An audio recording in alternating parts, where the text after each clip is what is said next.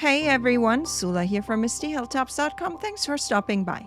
In this episode, I'm working on a 5x5 mini album for my Spring 23 project, and I titled this page Spring Stories. I'm using a spring paper pack. This is a two-page layout that has two different pages, or the layout is not connected to each other. So I'm working on two different pages there.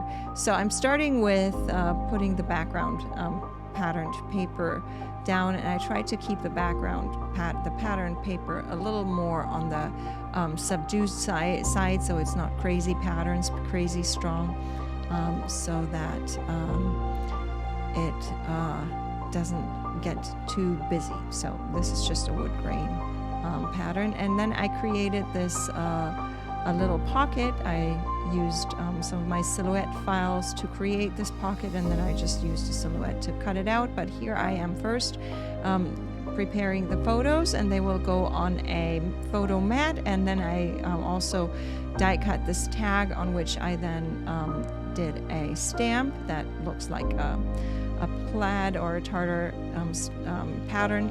And then I have this pocket here that I am trying to get ready for. So I also want to do some stamping on this because I added a little tab there to the pocket, and so I'm trying to, before I actually start gluing things down, I'm trying to just add a little fun stamp there. It has no special meaning, it's just from one of my stamps in the stamp stash.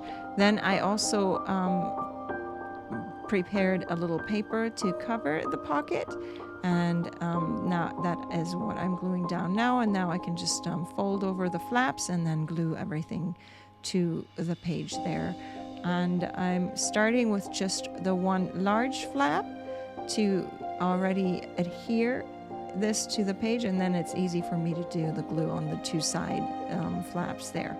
So that it makes it easy for me to glue down that pocket. And I like working with flaps for my pockets because that gives me more space in the pocket to put things in there. And I have all these photos that I have matted, and so it gets a little bulky.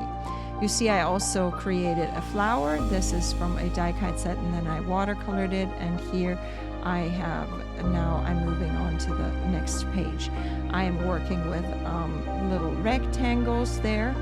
This paper pack is, by the way, 6x6, but I'm working on a 5x5 layout, so I can always just cut it small by cutting off the edges there. So here I am now layering the patterns, and I'm trying to keep the mixture between like heavily patterned and then a subdued pattern. And then I also have this little circle there, and instead of cutting two circles from this plaid paper, I love plaid, I just decided to just cut the circles in half and use each half on a different part of the layout. That way I can save myself the paper, and it still has a very pretty effect. So that all has to happen before I actually start gluing down the photos, because they should be tucked behind. These circles should be tucked behind the photos. Now I'm ready to cover everything up with the photos there and work my way along with the other photos. So there's two more photos to go with this. And so these are all photos of spring where I live. So then I also created these two little paper flags that I now am ready to add to my page there. And then I have the title and again more of these flowers. So now I'm ready to first I am laying out the title to see where everything goes, and then this the word stories, I also just used my silhouette.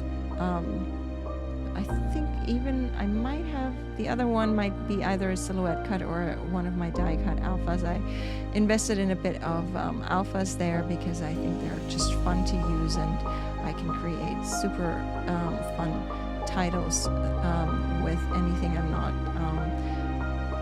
limited to stickers because sticker sheets, you start to run out of certain letters, and so like it kind of gets annoying with all the leftover bits, and so I like to use just alphas, die cut alphas, or cut things from my silhouette to create my titles. And then I did use watercolor to color my titles. They were all cut from just white cardstock, and then using watercolor, I gave them colors that would match with the colors of the page that I'm using here. And so I'm just working my way along the letters there, going from the part that is closest to the border to the edge there. And now I'm ready to also see where I want to place the flowers. There isn't all that much room. The flowers are a little large, and so I'm also mindful that I am covering up some of a bit of that circle there, even though I really like that plaid kind of pattern. Now all I have to do is just add these word strips that I add to all my pages, and that would be my page done. I am going to leave you with some more close-ups after this. I hope you enjoyed this video. Give it a thumbs up if you did. Consider subscribing, and I hope you have a great day. Thanks for watching.